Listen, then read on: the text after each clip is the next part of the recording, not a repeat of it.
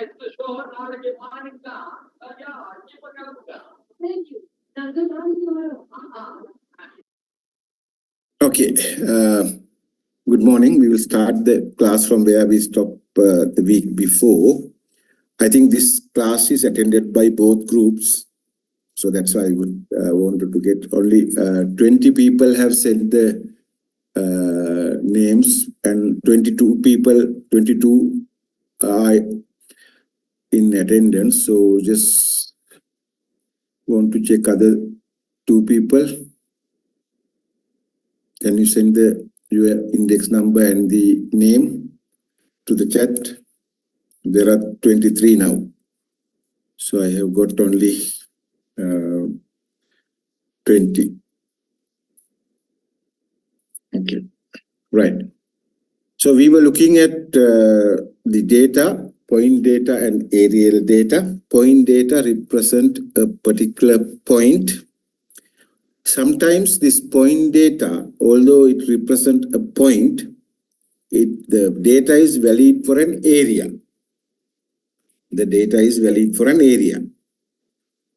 Sometimes we get the data as aerial data. For example, if you take a satellite image and a meteorological satellite image and evaluate the rainfall, what you have is aerial data, how the rainfall is distributed in the area, because a satellite image covers the entire study area.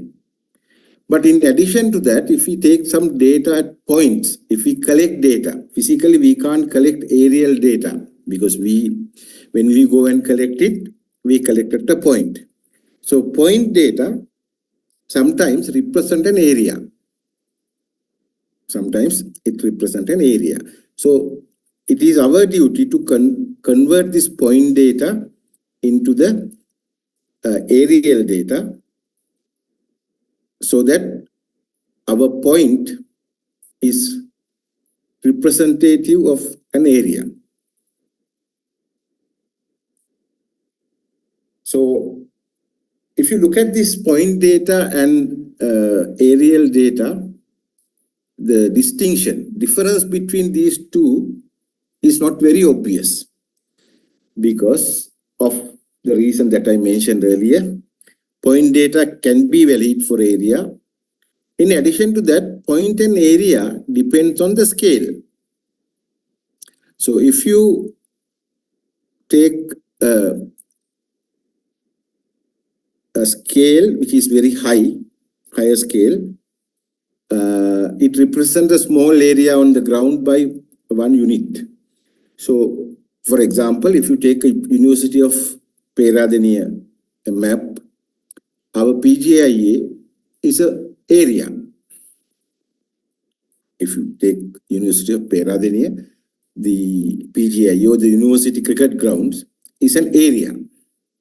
You have an area. But if you take it at the national level, Sri Lanka map, our ground or the PGIA would be a point. So depending on the scale, whether you can look at it as a point or area differs. So therefore, it says the distinction between continuous and discrete aerial data and point data is not obvious. So you understand the point. So most of the analysis that we use in GIS, we need areas, because we take layers. We analyze the data layers. So we want temperature of the area, how the temperature or temperature map of the area, which has each and every point giving us a value. If you take a rainfall map, it is an area. But if you look at the observation points, what we measure rainfall is at a point. But we measure temperature is at a point. Right? So one way that the distinction between point and area becomes very doubtful when you look at different scales. On the other hand, some of the data we measure at points, but we need to prepare maps showing the aerial distribution. So if you look at the temperature measurement, if you want to prepare temperature map of Kandy, So you make some measurements at different points. Then these points, we need to convert this point into areas. So each point, what is the representative area? So we produce the map of temperature, map of rainfall. That's how it goes. But when we prepare a map, we know that everywhere temperature is more or less correct. Right? But there are other issues, like if you look at the population density, what we do is we take the population of a particular area, divide by the area, we get the density of population. So that population is not uniformly distributed in the area. So if you take a particular point and you cannot find a population there, but as a population density for the spatial unit, it is correct. But you cannot measure, get a point and say, this is the population at this particular point. So now, if you have a map of temperature of the area, a data layer for temperature, you can put some points and convert it to point map. Right? You can put some points. So I'm now talking about other way. Earlier we look at point to area, now area to point. So if you have a rainfall map, a temperature map, we can convert that into points. If you select set of points, and you can ask what is the rainfall at that particular point, what is the rainfall at that particular temperature. But map like a population density, you cannot convert it to points. Right? It is distributed everywhere. Uniformly, we assume it is not true. That assumption is not really true. On the same time, we can't convert those aerial data into point data. Right?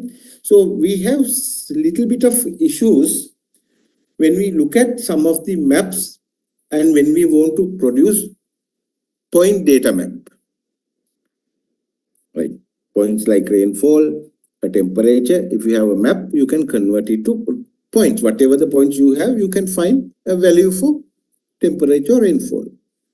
But when you try to convert a map like population density map into particular points, you cannot get a value. So that's not really applicable.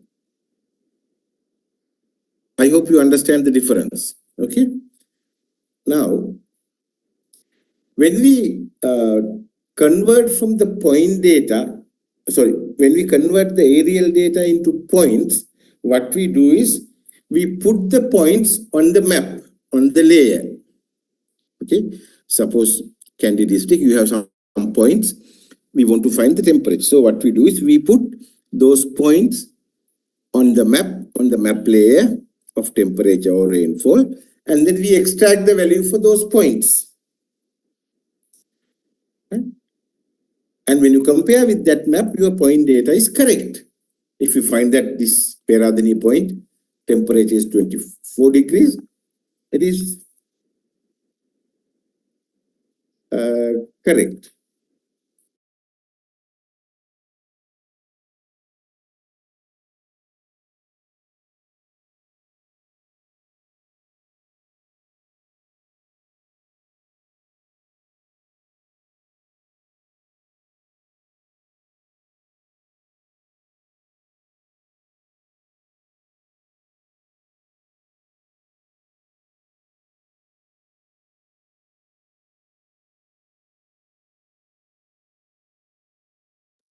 Okay.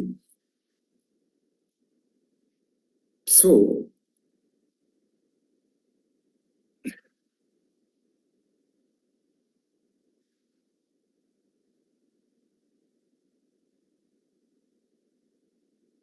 we look at how point data converted into aerial data, Voronoi.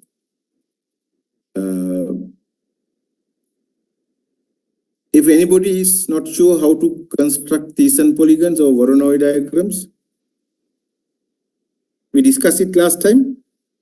Yes? Cruz? Yes, sir. Yes. Yes, we discussed. So you know how to construct Thiessen polygons, right? So Thiessen polygon is one way of converting point data into aerial data. If you have a set of point data, you can convert this point data set into aerial data. Now, why we need aerial data? Because all our data layers, if you do an overlay, if you do any GIS analysis, we need the surface, we need the areas. So that's why we convert point rainfall data or point temperature data into aerial data. This conversion, what we do here in these and polygons is we find for each point where we have the data, we find a representative area. What is the basis of this representative area? If you develop these and polygons by doing or connecting all points, bisecting these lines, drawing the regions, what is the rationale behind this identification?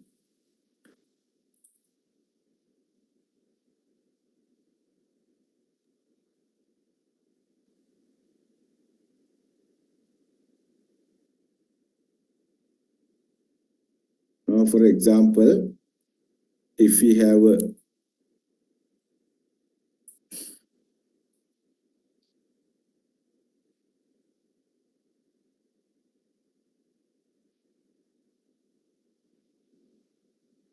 have a point here, right, we identify an area which is representative of that point. Say, for example, we identify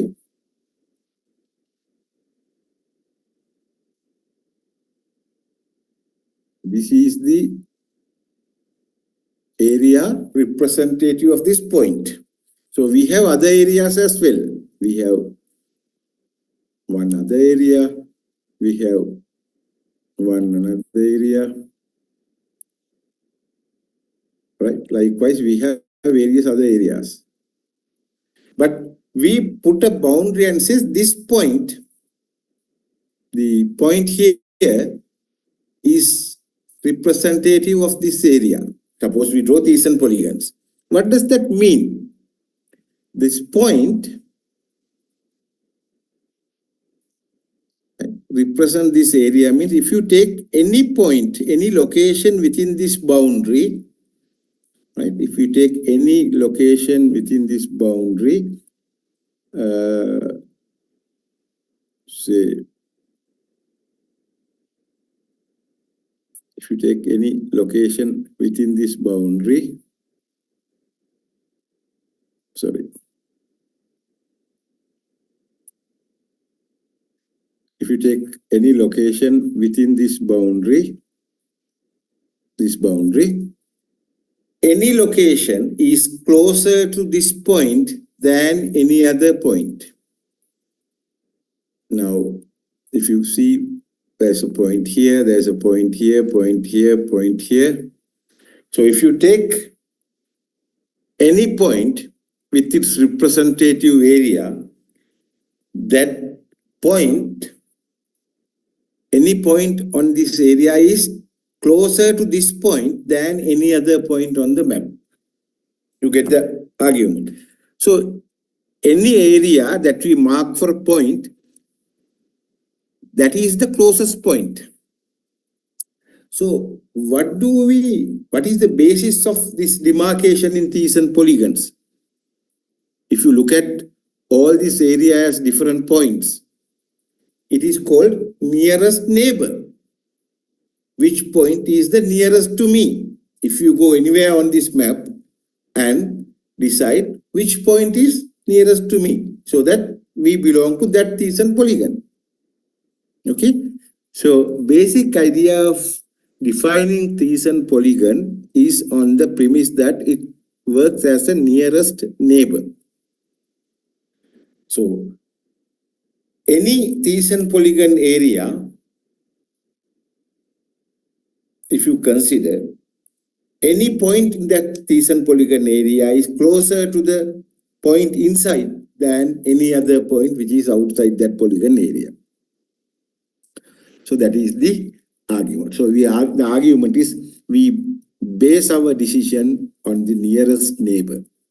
We find who the nearest neighboring point, and then we belong to that point. Sorry. Now, this kind of Thiessen polygons are used not only in climatology but in a lot of social studies as well. It's a very recognized method. Otherwise, we use different kinds of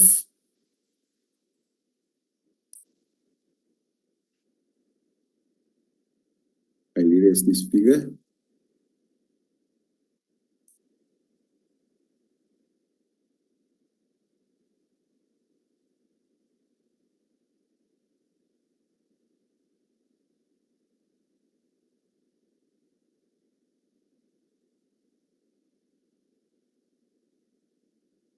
So if once we have the points, next one is if we want to calculate an average for the area. Now suppose we have several points. We want to have average. This is useful mostly in hydrological studies when we deal with the catchments. When it's useful when we deal with marketing studies, when you have several supermarkets, what is the average number of customers we have? Likewise, so basically to get the average of points in a given area, we use different methods. One is a simple aerial average. So we take the precipitation of station 1, precipitation of station 2, precipitation of station 3, average it is 20 millimeters. If you take the sales of shop P1, sales of shop P2 and sales of shop P3, average sales of this area is calculated P1 plus P2 plus P3 divided by 3. So you can use it anything, any related application, we get the average. And Thiessen polygons, we can also calculate the average by using Thiessen polygon method. Now, Thiessen polygon method, from the point data, first we identify Thiessen polygons. So you know how to identify the Thiessen polygons now. Now, once you identify Thiessen polygons, what we do is we connect these points by a straight line, joining nearest neighbors. So there also we take nearest neighbors to join. We take the nearest neighbor and then we draw bisectors and then we identify the areas for each gauge, that is Thiessen polygon. Now once we identify that, we have the value of the sales value and the area, sales value and the area, sales value and the area. So rather than averaging it simply P1 plus P2 divided by P3, we are accurate if we look at each area represented by each point separately, because we know that the point P2, if you look at point 2, P2, it is only representing this area. So its area is much smaller than area of the P3 point. Then what happens is, if we average it, we take equal area weight for all three. That's why we average it normal way. But if you look at the Thiessen polygon distribution and calculate the area, we use this equation. Basically, it is an area weighted average. Area weighted average. So since we are dealing with areas, it is useful for us to know area weighted average as a point. So now, if we have the P2, we know the values before.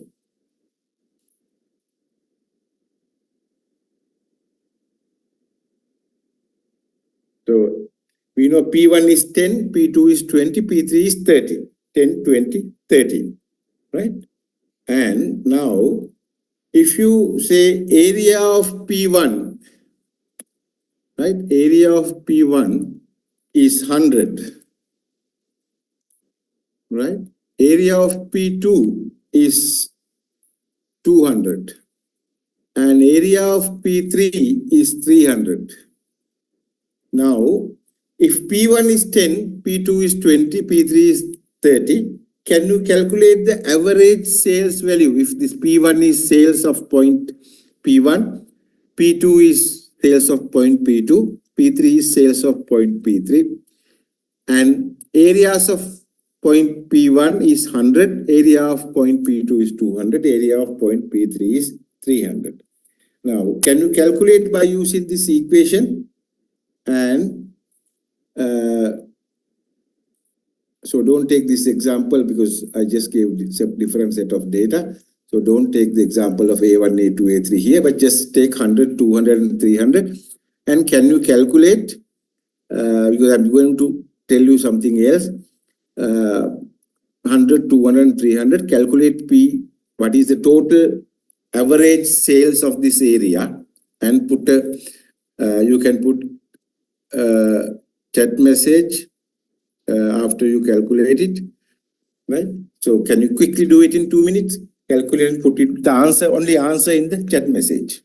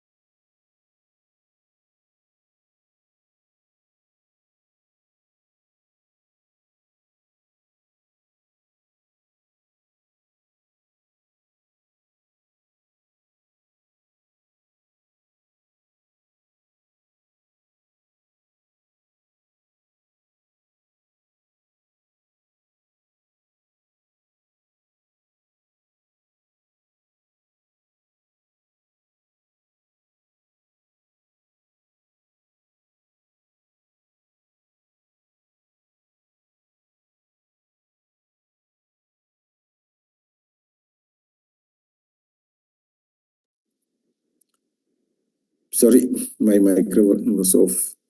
Nobody, it's okay. Right.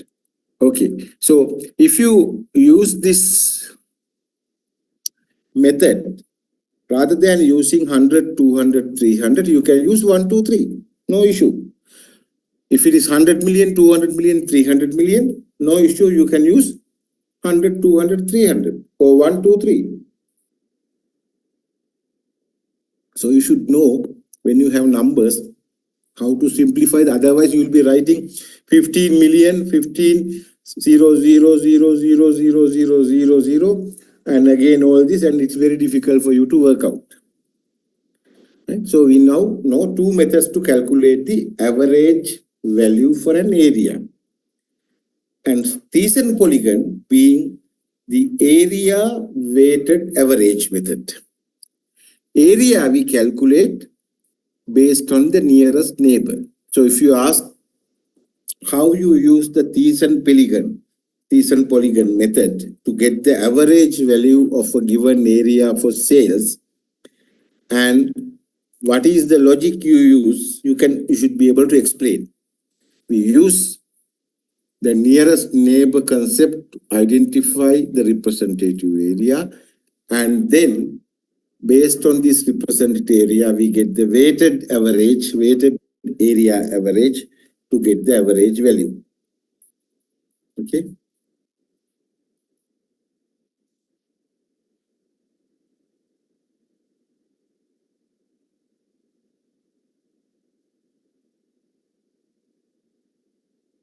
Now, if I show you Thiessen polygon construction for a larger 6 points, you have all the points connected,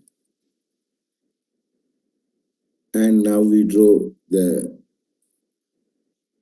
So from these points, we draw the bisectors, and then these adjoining boundary points also you connect from here to here, and also draw bisectors. So what we do is we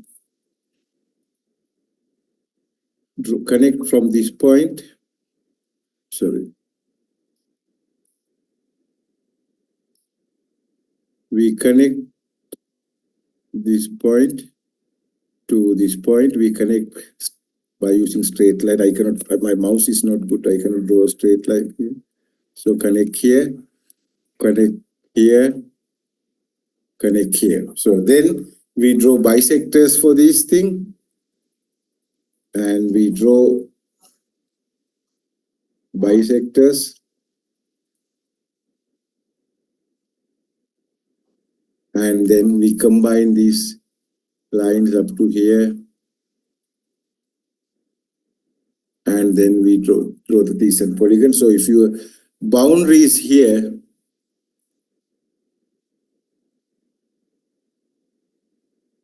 so you have the Thiessen polygon areas identified for each point now. Okay, so this is how you construct the Thiessen polygons.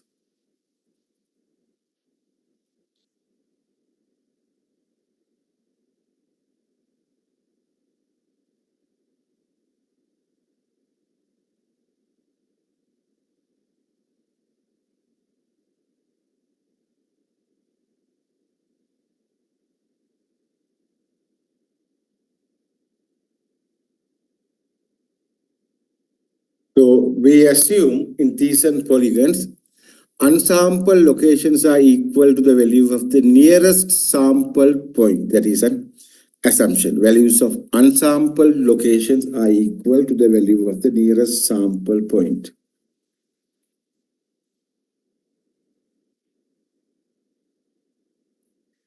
And it is called vector based. You learn in GIS what is vector, what is raster. So what we here do is we don't take the raster, we use vector. Those who have not learned vector, you will learn it in the next coming week. And so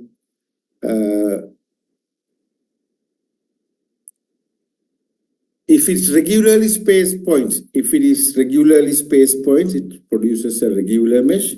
Irregularly spaced point produces a network of irregular polygons. What it says is the points are located like this, regular intervals,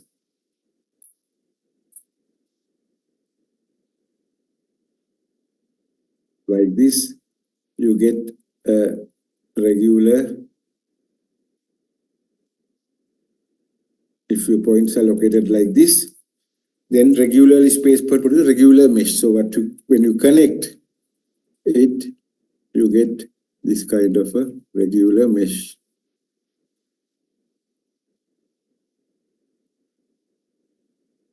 Right? But if it is irregular spaced points, it produces the irregular polygons. If it is everywhere, so it produces irregular polygons. So that you can understand. Okay.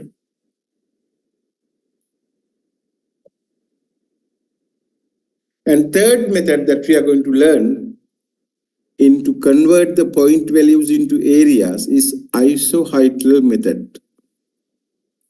This is again a method used in hydrology but used in other areas as well. First step of isohydral method is to develop contours or isohydrates. So since you have done all this mapping work, you know how to develop contours. In this particular case, we develop rainfall contours if it is rainfall data. If it is marketing data, we develop the marketing value contours. So we have value 10 contour, value 20, value 30. So just draw contours, and I don't need to teach you. You have learned how to draw contours in grade 6 or 7.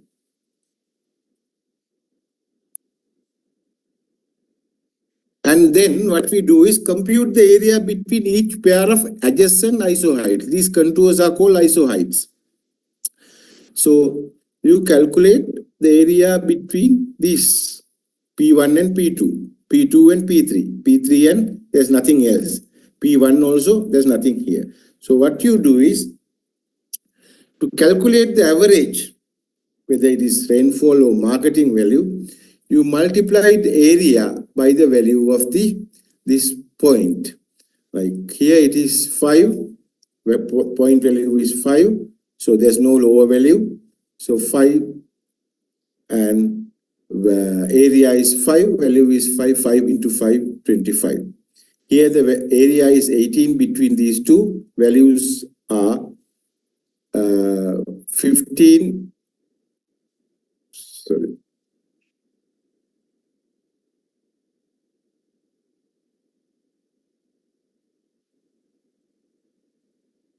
So value area is 15, value is 18. Value is 15 here, area is 18. So we multiply 18 by 15. Here the value is 25 because value 25 comes here, it is 30, here is 20. So it is 25. Here it is 20, this 10, you get the average 15. Here it's 5 and there's nothing lower, so you could take 5. Here value is 30 and next higher value is actually 35. So we take higher value 10, 30 plus 40, 35 as the value. So you can use a slightly different way, you can slightly different answer, but this is how you get the Thiessen polygon, isohydral method average.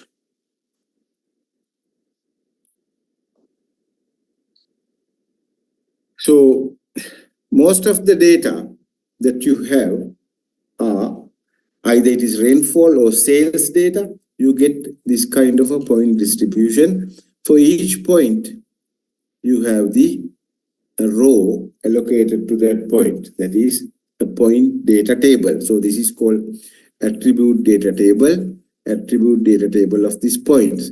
So these points, we have X location, Y location, and you can have any attribute value for these points, either sales value, whatever, right?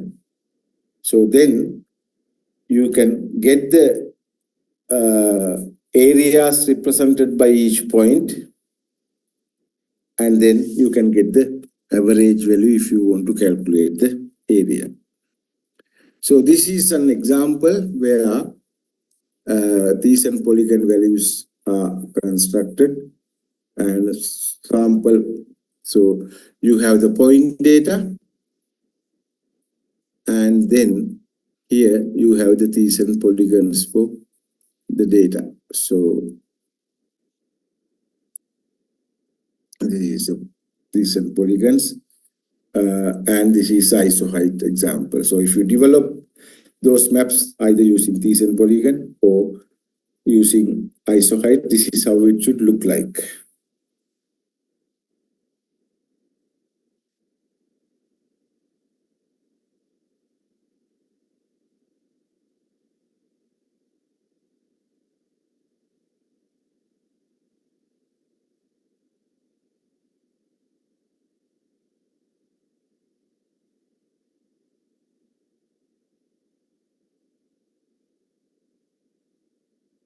So in these two maps, when you compare Thiessen polygon with isohedral map, you can see Thiessen polygon one are more or less having a polygon structure dominating, isoheids a line, a linear structure dominating.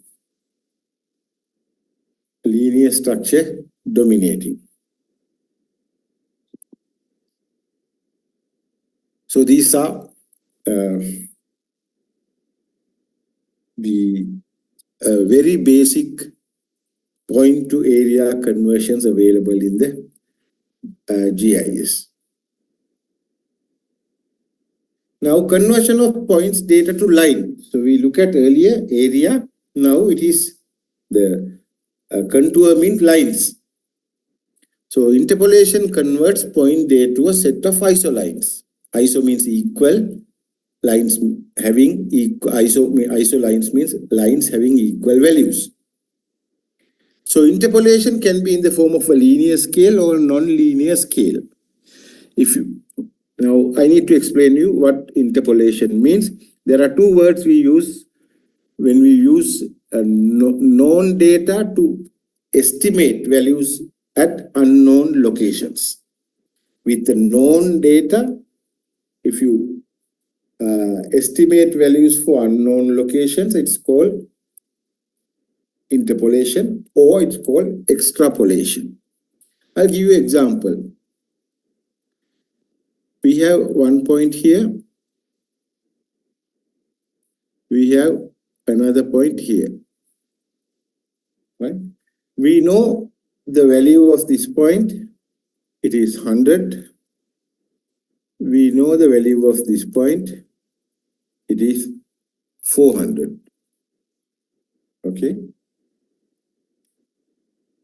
So if you want to connect this point,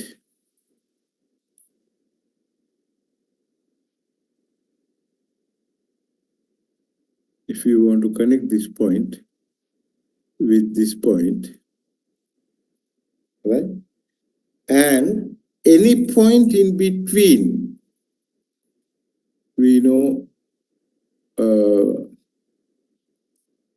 any point in between, say, if you draw this line, if you draw this line, if you divide this into three equal areas, my lines are not very equal, but so we know that this is 200, this is 300, this is 400.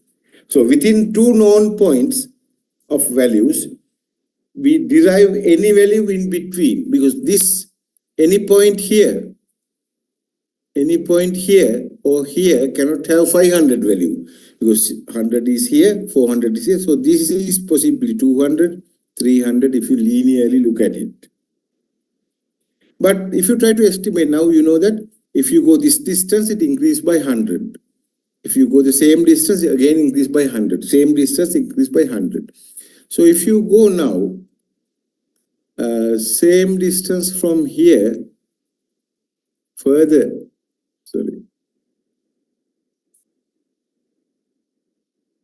if you go further from this point, a similar distance, this value here, so if you put the value here,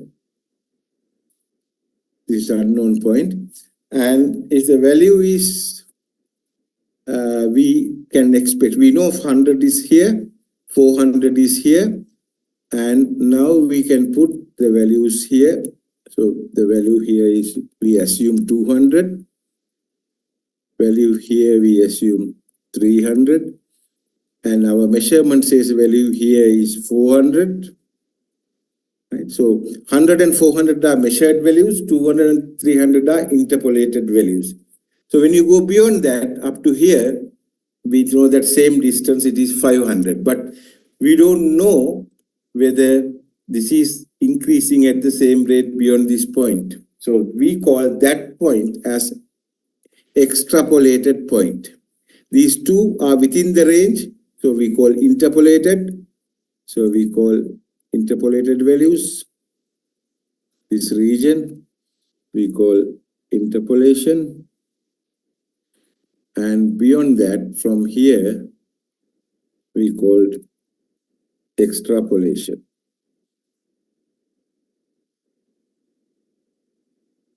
Okay.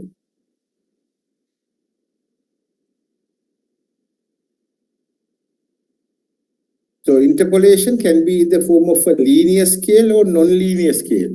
What we did was linear scale, right? It can be non-linear scale.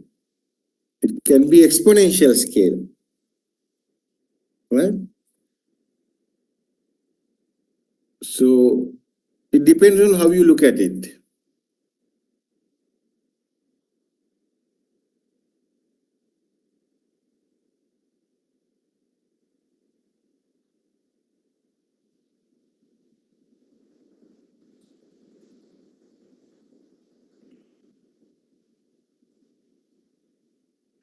Right.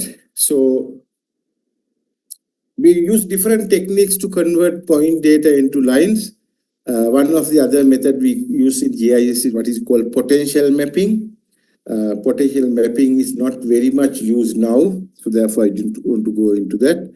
So we'll do, we can look at practical example of interpolation methodologies. So I will first delete this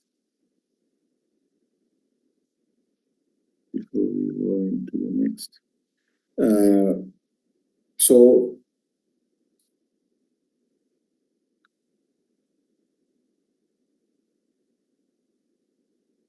your first assignment here is look at interpolation methodologies.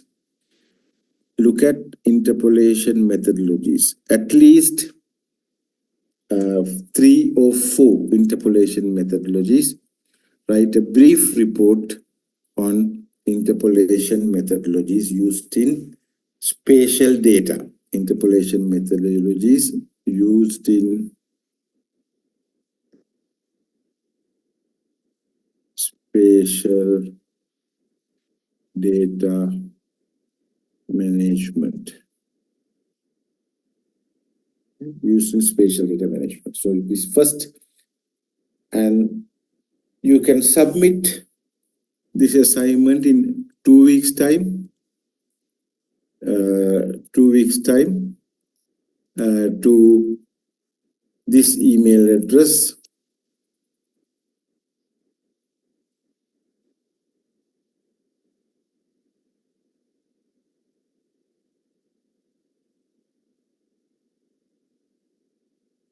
And when you submit this, remember in your subject line in the email, you can attach the report, the assignment, and subject line put spatial, or sorry, you put statistics. So when you put statistics, it automatically goes into spatial stat folder. So use this email and use the term statistics on the subject line. You can put anything else, but put the word statistics in the subject line so that it goes to the right folder. Okay. Can you note down the email address and the word that you need to put into the, because otherwise I get hundreds of mails and I get hundreds of assignments submitted, and so I won't be able to trace it. So if you put statistics on the subject line, it automatically goes into Spacial Statistics folder. Right.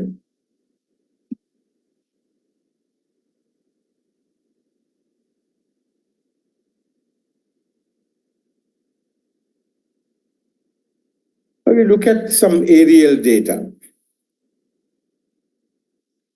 The spatial data are frequently published for discrete aerial units such as states, provinces, counties, and many other administrative areas. Now we have districts, provinces, GN divisions, DS divisions.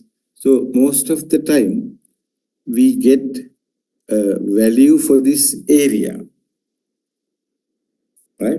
And these areas are basically administrative units, either DS division, GN division, districts, or even provinces. So, but if you look at the variable that you want to map, like if you map a sales like thing, it's not a natural variable, right? But if you look at natural variability that you are going to map, it will not get into these artificial administrative boundaries. So if you take a natural data, behavior of nature, you cannot summarize it to administrative boundaries. It is not possible to summarize into administrative boundaries. Procedures specially applicable to choropleth and step statistical surface maps. What is these two types of maps? Choropleth map is color plated maps we look at before. Statistical surface map is like you have the two-dimensional map, but you put the values as a height. So higher value as a higher height, lower value as a lower height. This is ideal if you put elevation. So what we are doing is in the third dimension, you put the data values. So if you are using elevation, your higher elevation will have higher level in the third dimension, and lower elevations will be at very low. So it's a kind of a different levels. It's called step statistical surface that we develop on the maps.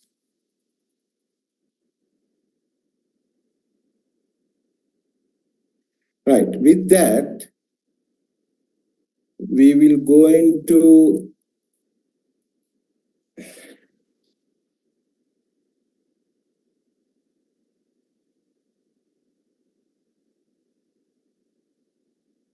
what is called location quotient. It is commonly called as LQ. The word quotients, you have used this word before. Where do you use this word before? Can anybody tell me? Where is this word quotient used?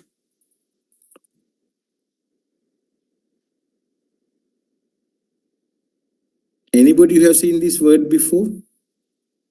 Can you put in the chat if you have seen before? Where is this quotient play?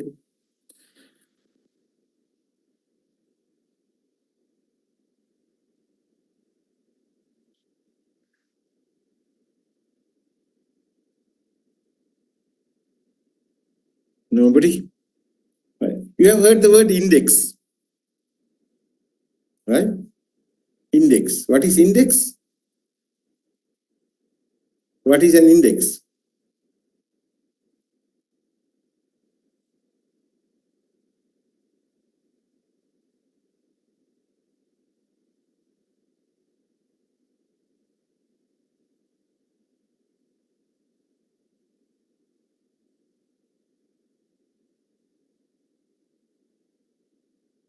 Right, we have not heard. So index normally used to identify the distribution of values of a variable within a comprehensible scale. For example, now if you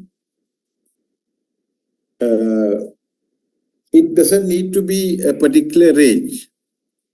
For example, take the index of body mass index, BM index.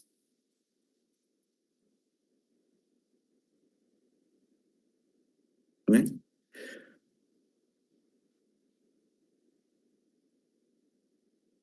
Body mass index. So I think some of you may not be familiar, but if you look at index which converts this value, whatever the existing value, into a comprehensible range. Now, for example, you have an exam, right? You have 15 questions in the exam. 15 questions in the exam. So if it is 15 questions in the exam, each question, say, get 100 marks. So you get 100 marks for each question. Now, if you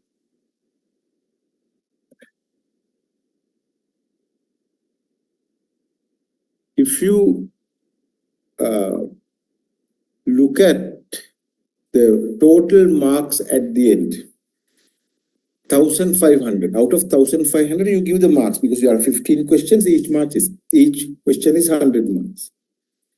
Now, one student get 1,300, other students get 1,100, other student get 950, other student get 840.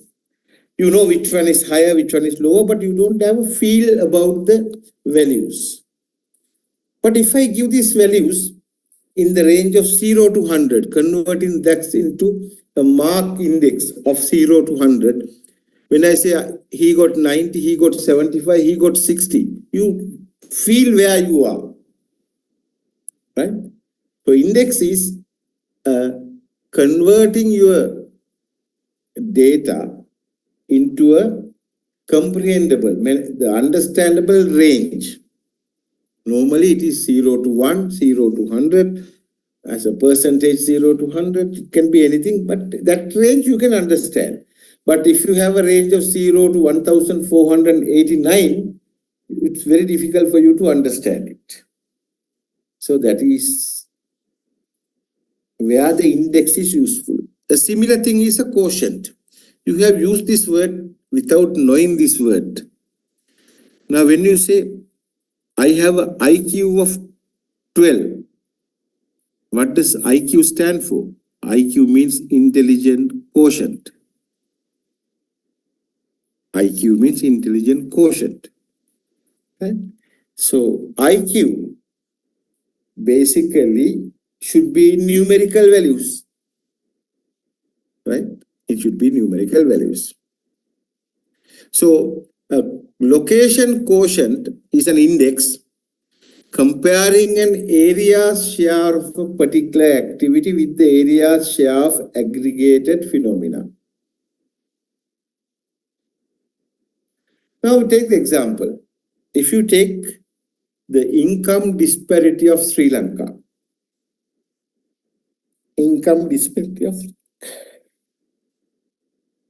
if you look at our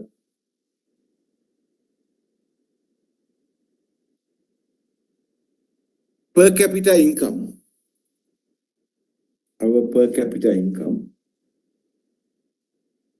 and look at from those 9 provinces, we have 9 different values for per capita income. 9 different values for per capita income. But if you look at it,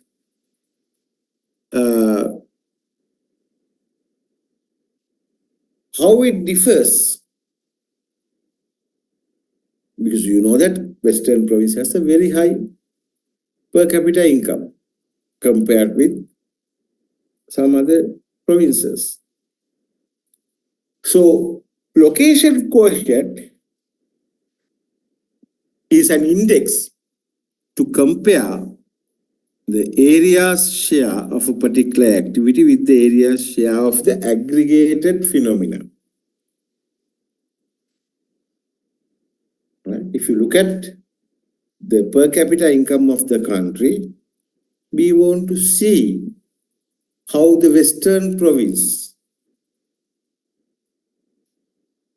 is getting the per capita income compared to the national average.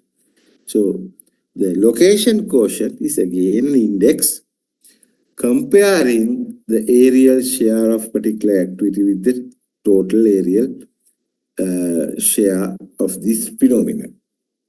We'll take some example and see. So I'll give you a quick 4 to 5 minutes break and then start.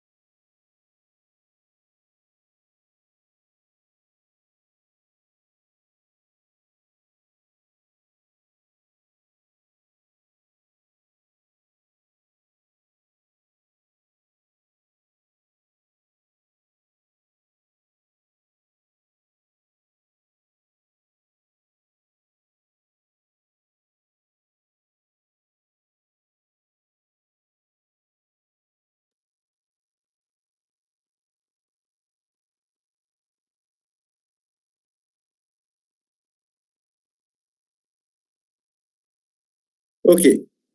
Now we are going to see an example of how location quotient is calculated. Now look at this. We have 4 areas A, B, C, and D.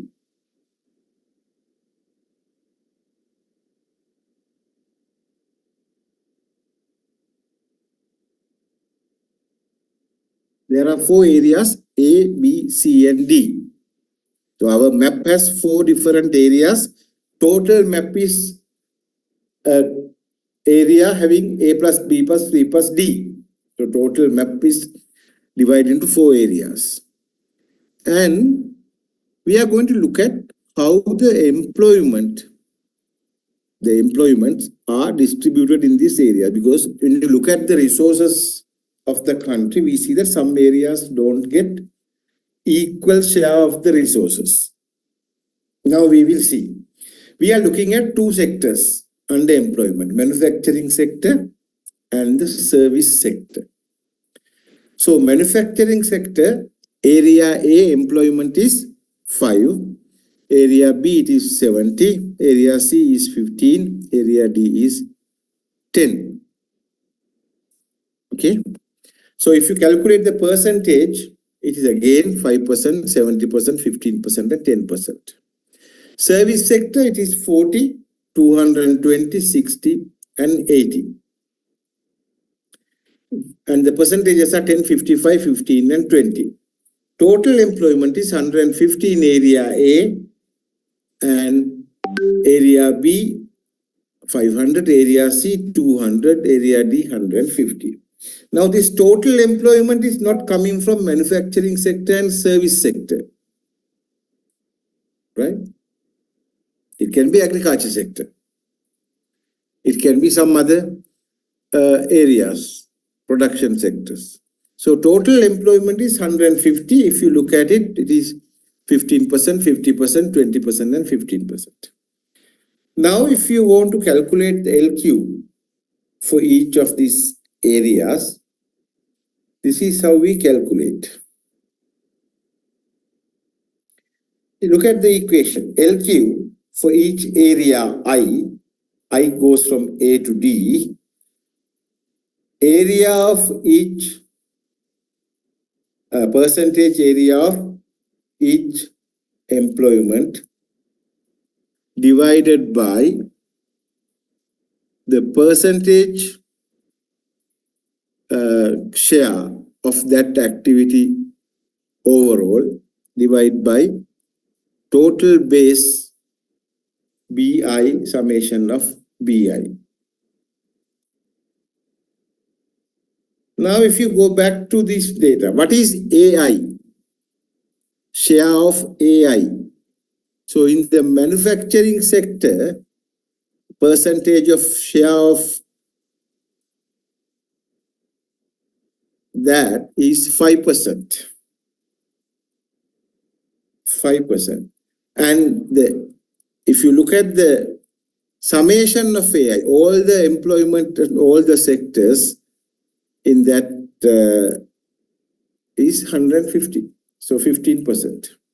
So if you look at this 5%, this 5% divided by 15% is the top part of the equation. Right? Top part of the equation is 5 divided by 15.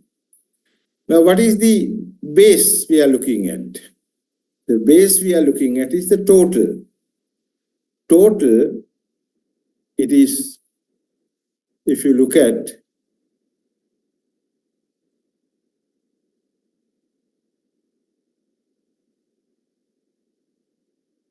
what is the percentage share of that,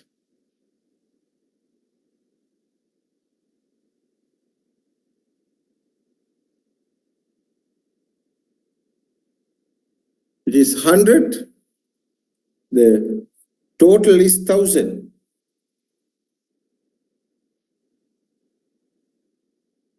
right? Total is 1000. So that is your base area. So if you look at what does it tell you?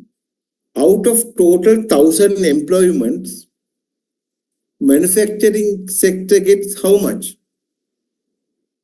10%, right? Out of 1000 employments, manufacturing sector gets 10%. That is the base share. That is the share that we expect for all the areas. But when we compare the area A, out of 150 employments, it gets only 5 for the area A in the manufacturing sector. So 150 total employment, what you have for the manufacturing sector is 5. So it is 5 divided by 150 and total is 100 divided by 1000. Right? So basically what it says is 10% is the base share and the area share of manufacturing is 5 divided by 150. Not even like it's when you get 150 total employment, you get 5. So less than like 3.33%. But nationally, if you take the total, you have 10%, 100 divided by 1000. So can you put here your value for the employment sector? What is your LQ? 5 divided by 100, 50 divided by 10 divided by 100. Right? So 5 divided by 150 is 0.33, that is 3.33%. So it's divided by 100 divided by 1000. So that is 0.1. So your location portion for manufacturing sector is 0.33.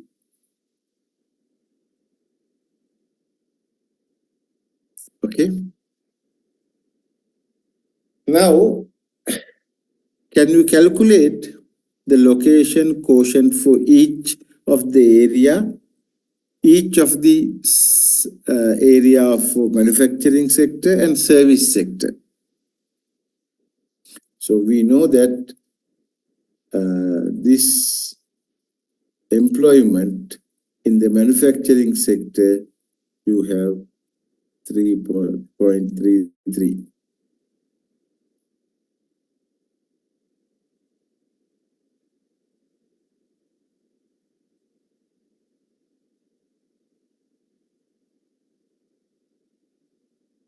Right. Next one, area B, our value is 70 divided by 500. That is 0.14. And 0.14 is the share and you divide by 100 divided by 1000, that is 0.1. So what you get is here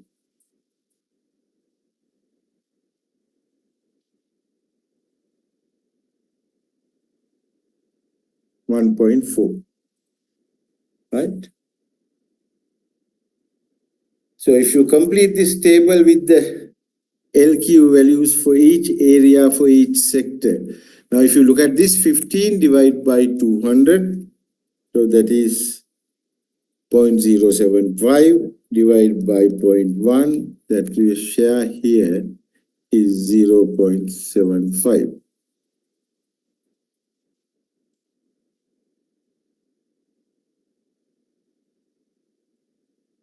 And 10 divided by 150, So 10 divided by 150 divided by 0.1. Here you get 0.66. Now what can you say about this location quotient value of the manufacturing sector for each region? And how do we interpret it? Right? How do we interpret it? Now, if the value of LQ is less than 1, it is underrepresentative. That area is underrepresentative. Now, area A for the manufacturing sector is underrepresentation. Area B for the manufacturing sector is over 1. So they have occupied more. They have gathered more resources in the manufacturing sector, more employment in the manufacturing. So their value is 1.4.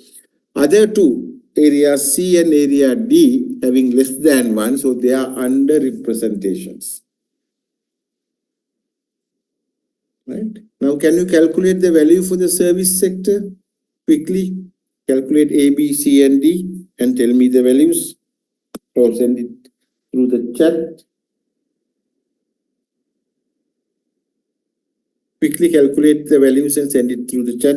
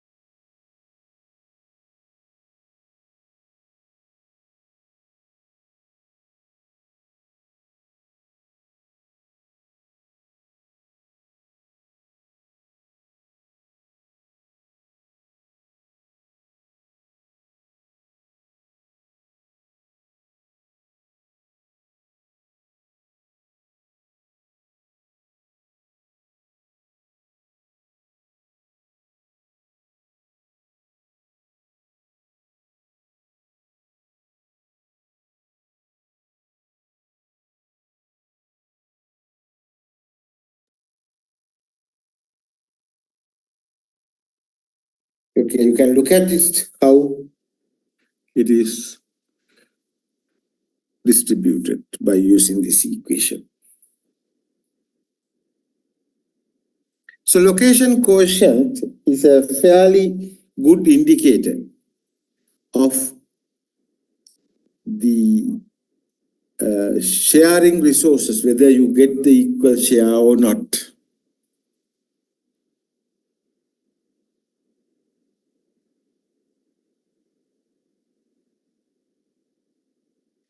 You can also see it may not be the resources. You can see in the country we have four main religions. Take each district. Take each district. Take the population of Catholics, Buddhists, Hindus, and Muslims. Christian or Catholic, we put together, all believe in Jesus. So we can see whether the religious bias in any of these districts, whether any religion dominate in one district. You can do the same for the ethnicity. Calculate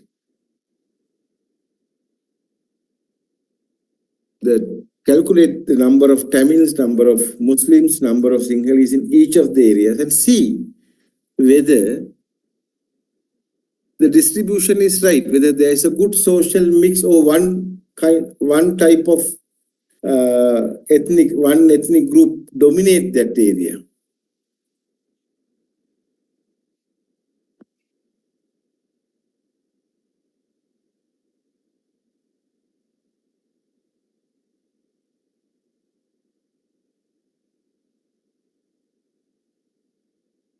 So you can fill this table.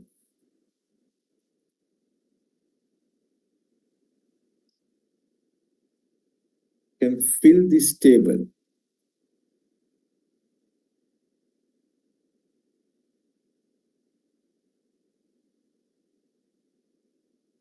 Okay. Now, if you look at how the ethnic distribution in different districts, religious distribution in different districts. Employment distribution in different, government employment distribution in different districts.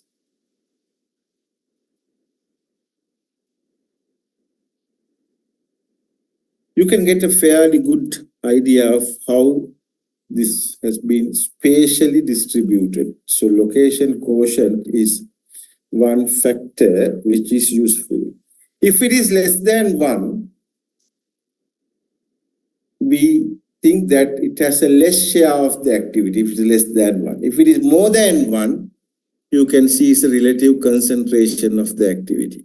If it is equal to 1, then the area has the right share of the activity.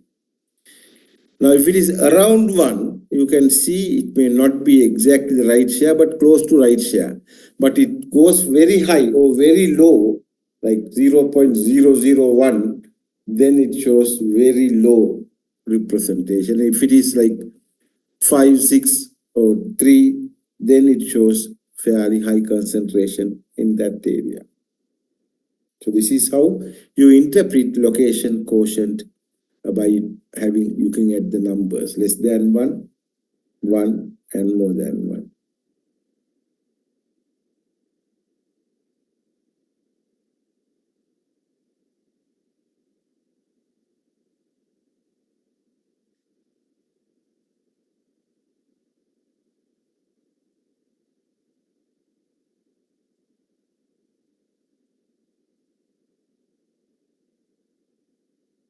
The major problem, major drawback of the location quotient is it calculates one value for the area being analyzed. So if you have a number of areas and number of parameters, it calculates a set of values for each area. But it won't give you a composite value. If somebody asks how the ethnic groups distributed in Sri Lanka, is it concentrated in some areas of one group or it's equally distributed? You have to give for each reason, each area, you have to give value of LQ. But as a country, we cannot give it one value. To solve this problem, we present what is called CL, coefficient of localization.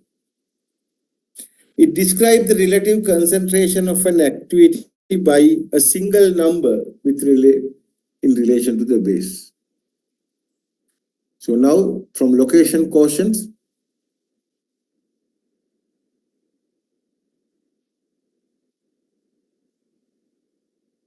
it's same as IQ, intelligent quotient. You have numbers. By looking at that, you can say how your IQ is.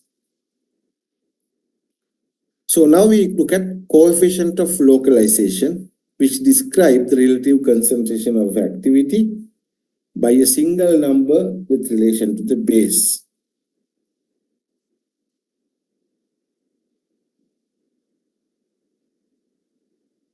So the coefficient of localization involves calculation of percentage share of the regional activity in each of the area.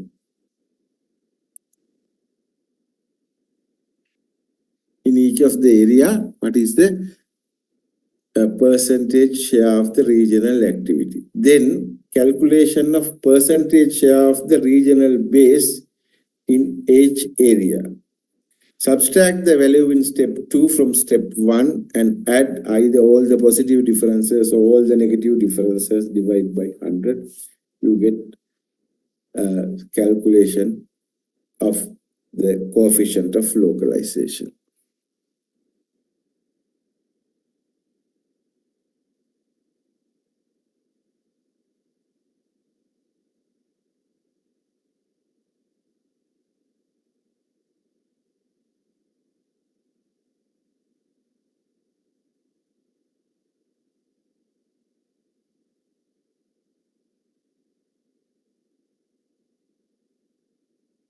Right? So we'll do example and see.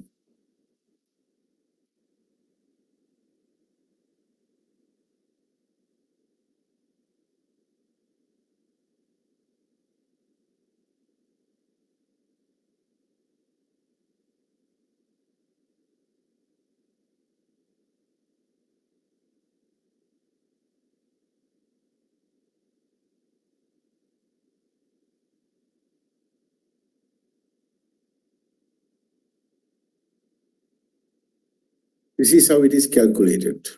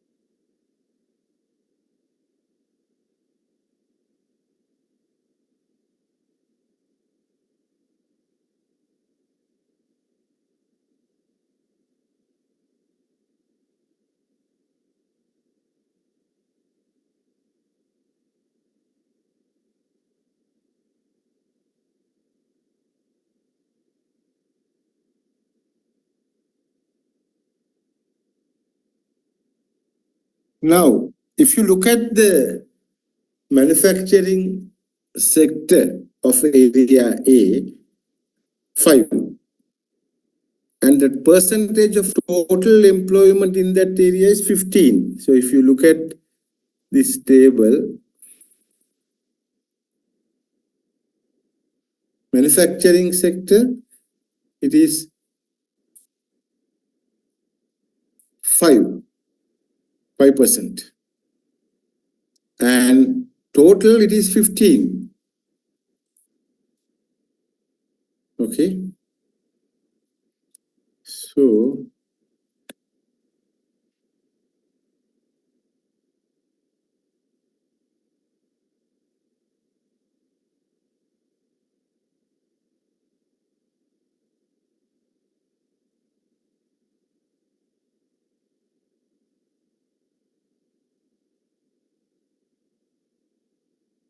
total employment 15, but manufacturing sector it is 5. So the difference is 15 minus 5, 10. The difference is negative because 5 minus 15, 10 minus difference. If you look at here, it is over represented 70, but the base is 50. So 70 minus 50 is plus 20. 15 minus 20 is minus 5. 10 minus 15 is minus 5. So when you add these two together, you get 20 and 20 to cancel off. So you only take either plus differences or minus difference, which is 20 out of 100. So your CLI for services is manufacturing is 0.02. If you do the calculations same for the service sector, it becomes 0.1. Right? So this is how the coefficient of localization is calculated. You take the sector value with the total value, look at the difference, individual sector share with the total share, get the difference plus or minus, add them separately and take either plus differences or either minus differences in total to calculate the CLI.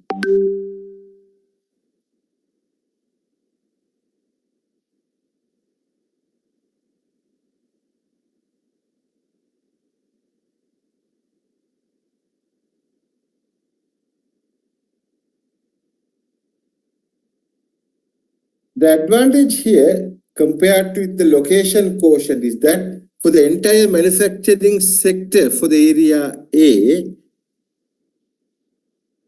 we give a value of 0.2.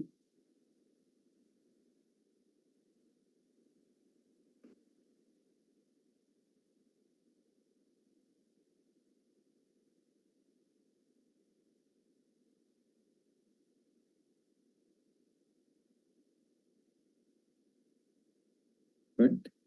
And for the area A, it is plus minus 10, B plus 10. So for the entire area of the area A, B, and C and D, you get a one value for coefficient of localization.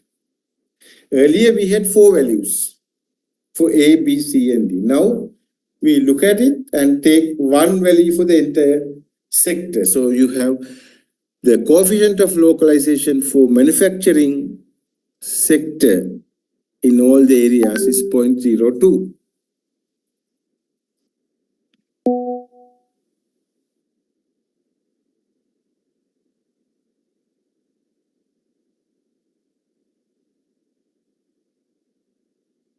Suppose it's all having equal share, what would be the value? If manufacturing employment is 5, total employment is 5. Manufacturing employment is 70, total employment is 70. Manufacturing employment is 15, total employment 15. Manufacturing employment is 10, total employment 10. Then what will be the CL value? It will be 0. Right? So if it is equal share, if there is no localization, we get a value of 0. Suppose if area A got everything, right? The total employment is 100 and you get the manufacturing employment 100. All the other areas you get 0, 0, 0, 0.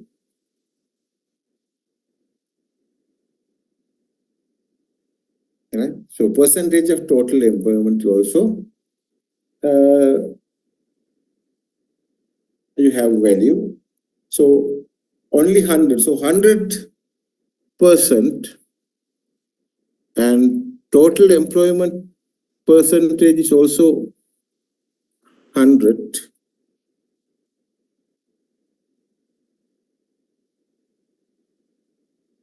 And all the other areas it is 0. Then what will be the picture?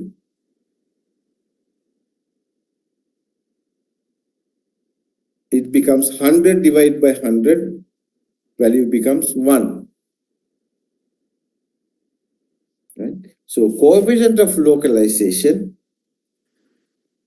if it is perfectly non-localized, distributed, value becomes 1. If it is very well distributed, otherwise the value becomes 1. It will oscillate between 0 and 1. So it's easy to understand because when it's a coefficient, it should be 0 and 1. If it is now location quotient, it doesn't restrict to 1. It have 1, some 0 value, less than 1 values, more than 1 value. So it's very difficult to understand how it is distributed. But this one, it's fairly easy. So you can straightforward go into that and see how the distribution takes place. Now we move into the next one, measures of central tendency. Now, we learn in the normal statistics 3 central tendency measurements. Can you remember? We learn mean, mode, and median. Mean is the average value. You take the total value, divide by the number. You take the mean value. Mode value is mostly occurring number, what is having the peak. And median is the middle value if you order the distribution from lowest to highest. Now in the spatial data, we have a spatial equivalent of that. So the question here in the spatial statistics, what we ask is, what is the center or middle or average? Same terminology. What is the center? It's like median. What is the center or middle is or average of a point distribution. What is the median or what is the mean? So we use 5 different calculations, and where on the map is the center of a point distribution? You have large number of points. What is the center of this point distribution. If you have 100 points distributed, and if you want to represent these 100 points with one point, which is in the center, or center of gravity we call in normal sense, where is the location? So for that we define 5 things: mean center, weighted mean center, Manhattan median, Euclidean median, and weighted medians. So in spatial statistics, we define slightly different parameters for central tendency. So if somebody asks you what are the central tendency measurements in spatial statistics, we use mean center, weighted mean center, Manhattan median, Euclidean median, and the weighted median. Okay, so this is how we use. We look at one by one. The mean center is the center of gravity of a point distribution. Center of gravity of a point distribution. And the definition is let xi, yi, I goes from 1 to n, be the coordinates of a given set of n points of the map. So if we have a set of coordinates, each coordinate has a x and y coordinate. So that is x and y. The mean center of this point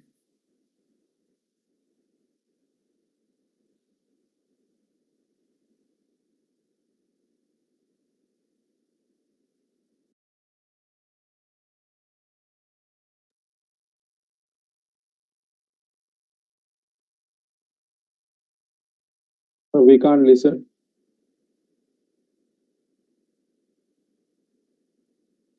Okay, what we are doing is you get the average of x value, average of y value, which is called as x bar and y bar. It's a mean center. It's like you'd get the average, but here since it is two-dimensional, you get x and y both. So if you have only one data series, you take the summation divided by the number of observations. So here, since we have x and y coordinates, but in a normal distribution, say for example, in a class, we measure the mean of the weight of the students. So we get weight of each student, total it, divide by the number. Here, we don't look at the attribute, we look at the location. So we take x coordinate, average of x coordinates, y coordinates, average of y coordinates, we define the mean center. Now, what is the advantage of calculating the mean center? What is the advantage of calculating mean or average? What is the simple argument, the logic we have in calculating the average?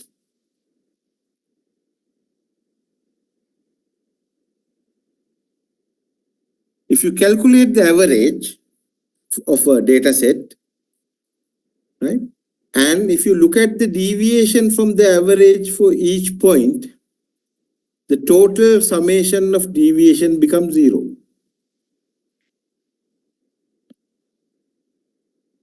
Total, the summation of deviations becomes 0.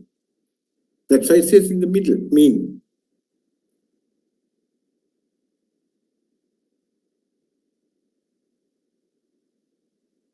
So here also it is same.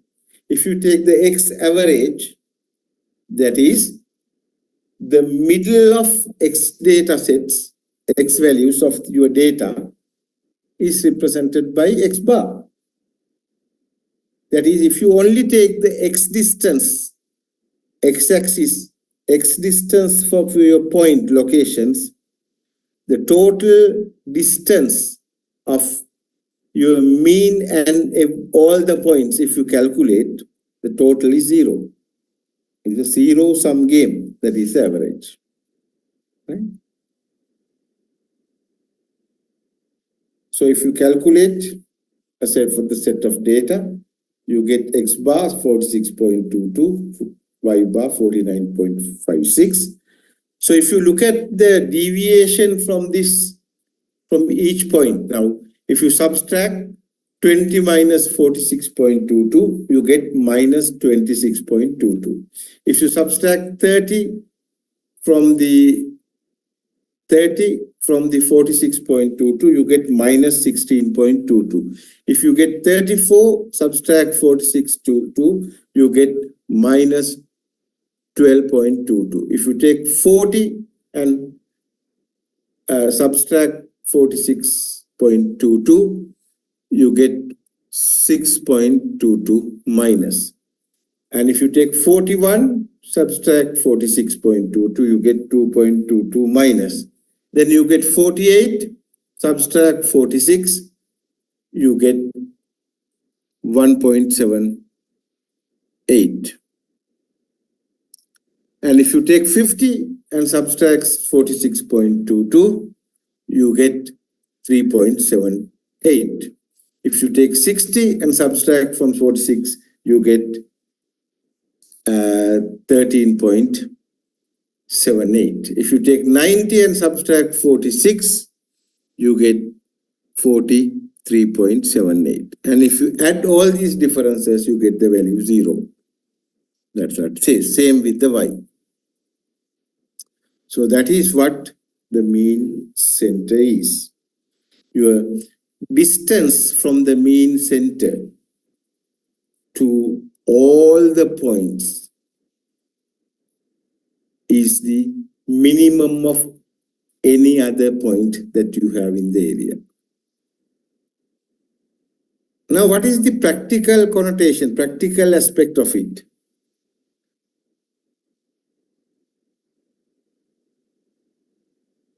Say you need, there are, like here, 9 locations where you want to visit.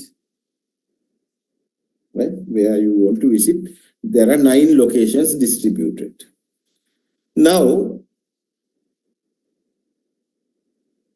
if you starting from particular point, you need to travel to all 9, but your transport distance should be made minimum.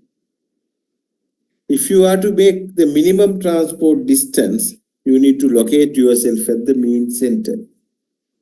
So if you start from mean center, go to each and every point and come back to the mean center, your total distance travel is less than any other location's total distance. That is the advantage of mean center.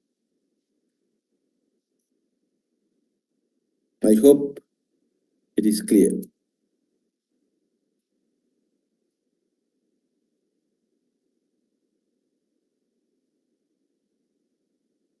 So simply the mean of x and y, also called center of gravity of the distribution. The sum of the difference between the mean x and all other x is 0, and same for the y. Sum of the difference between the mean y and all other y is also 0. So applications of a mean center, calculation of center of gravity of a population distribution. The mean center of the population dot map is calculated for a series of maps of the same region at regular intervals of time. So see, if you look at 1950, you look at the center of gravity of the population distribution.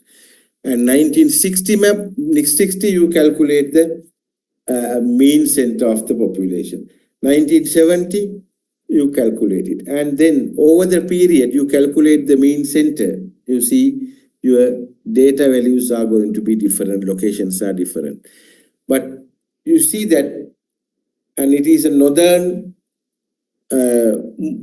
trend of the population. That means people are moving towards the north of the country. Or if it is Colombo is the capital, are people moving towards the west of the country? You can calculate it. So that kind of understanding you can get from this data.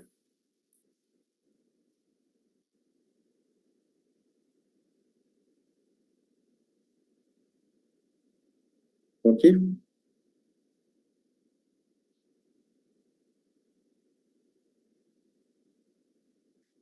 Any questions from what we have done so far?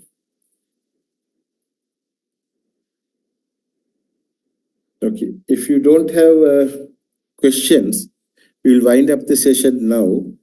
Next week, we will not have the spatial data infrastructure, but next week we will have the spatial statistics course. So I expect all 27 people or 28 people to join next week also at the same time, 10 to 12. If there's any change of the timetable, I will let you know. But as we plan now, next week also we will have the continuation of this lecture from 10 to 12, Sunday. Okay? Right, thank you. Before we wind up,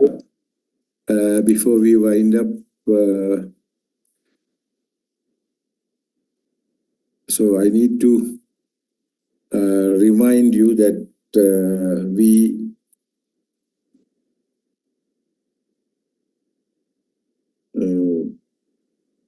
have a group coming for spatial data infrastructure, only the senior group. So here it is not happening. So next week also I expect both junior group and the senior group to be present at the classroom. Okay, thank you. Thank you. Thank you, sir. Thank you, sir. Thank you, sir. Thank you, sir. Thank you, sir.